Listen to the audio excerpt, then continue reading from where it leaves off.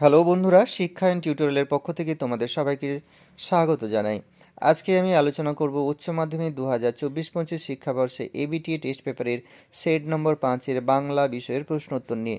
এই সেটে সমস্ত এমসিকিউ এবং এসিকিউ প্রশ্নোত্তরগুলো করে দিয়েছি। সাথে বলে রাখি, যেহেতু বিভিন্ন বিষয়ের টেস্ট পেপারের প্রশ্নোত্তর আমি দিচ্ছি, তোমাদের পছন্দের সাবজেক্টের ভিডিওগুলো পাওয়ার জন্য অবশ্যই প্লেলিস্ট চেক করো, সেখানে পছন্দের বিষয়ের ভিডিওগুলো পেতে পারো।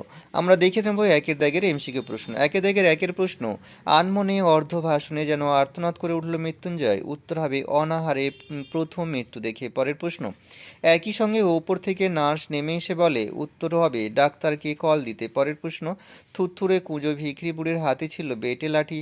পরের প্রশ্ন, বিজ্ঞ চৌকিদারের পরামর্শ মানা হলো। উত্তর হবে বুড়িকে নদীতে ফেলে আসা। পরের প্রশ্ন, উৎসব দৌড়াতে থাকে ভাতের হাঁড়ি নিয়ে। পরের প্রশ্ন, কঠিনেরে ভালোবাসিলাম কারণ সে কখনো বঞ্চনা করে না। পরের প্রশ্ন, ময়ূরের সবুজ নীল ডানার মতো ঝিলমিল করছে। উত্তর হবে বন ও আকাশ।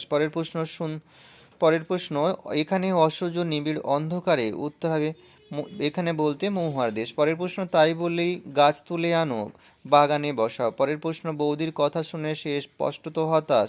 উত্তর হবে নায়ক না হতে পারে। অথবা প্রশ্ন ছিল, মঞ্চের মাঝখানে উল্টানো রয়েছে একটি টুল। পরের প্রশ্ন, সৌমিত্রের মতে জীবনকে উপলব্ধি করা যাবে। উত্তর হবে রাস্তায় মাঠে ঘাটে। পরের প্রশ্ন, শাহজাহান নাটকে ঔরঙ্গজেব আর মোহাম্মদের সিনটা।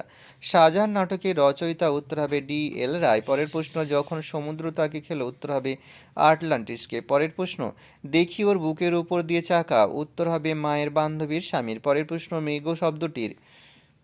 মৃগ শব্দটির বর্তমান অর্থ হরিণ।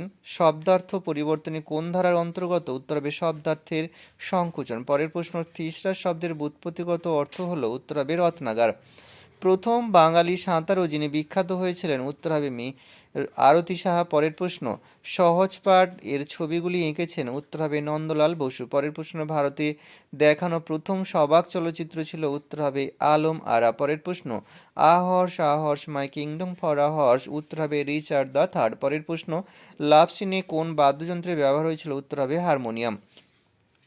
এবারে দুয়ের দাগের এসিকিউ প্রশ্ন উত্তরগুলো দেখব। দুয়ের দাগের একের প্রশ্ন, ধিক শতধিক আমাকে বক্তা কেন নিজেকে ধিক্কার দিয়েছেন।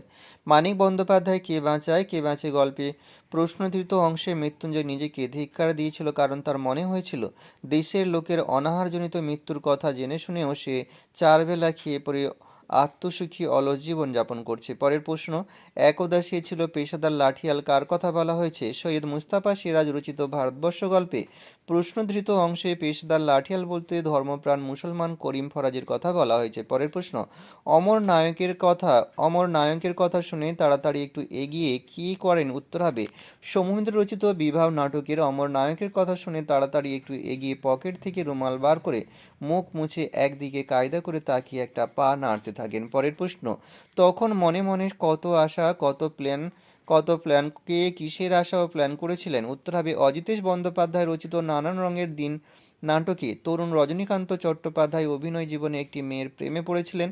সেই মেয়েটিকে বিয়ে করার আশা বা প্ল্যানের কথা এখানে বলা হয়েছে। পরের প্রশ্ন, টেরিকাটা কয়েকটা মানুষের মাথা কোন মানুষদের কথা বলা হয়েছে।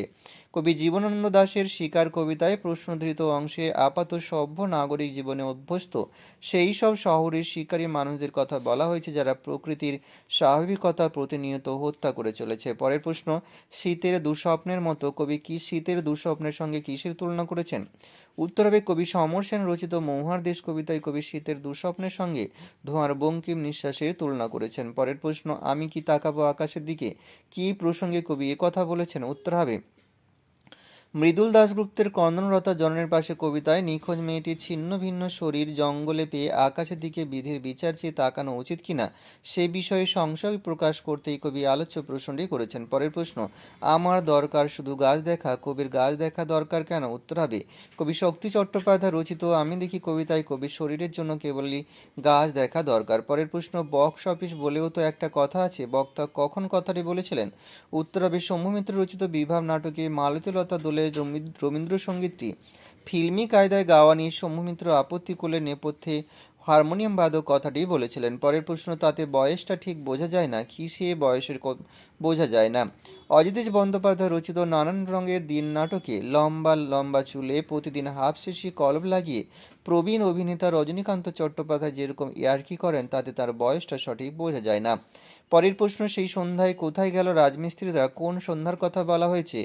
ব্রেটল পেক্টের পড়তে জানে এমন এক মজুরের প্রশ্ন কবিতায় চীনের প্রাচীর নির্মাণ যখন শেষ হয়েছিল, সেই সন্ধ্যার কথা এখানে বলা হয়েছে। পরের প্রশ্ন, সেকালে ঘন ঘন শাঁকা হতো, শাঁকা হলে কি করতে হতো? উত্তর হবে, কর্তা সিং দুগ্গলের লেখা অলৌকিক গল্পে শাঁকা হলে বাড়িতে অরন্ধন পালন করতে হতো এবং রাত্রে মেঝেতে শুতে হতো। পরের প্রশ্ন, কলম শব্দের আদি অর্থ ও বর্তমান অর্থ লেখো।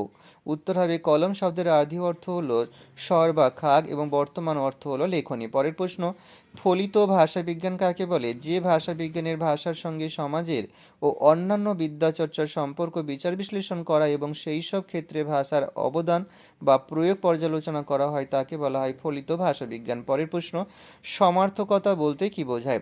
সমার্থকতা শব্দের অর্থ হলো অর্থের অভিন্নতা।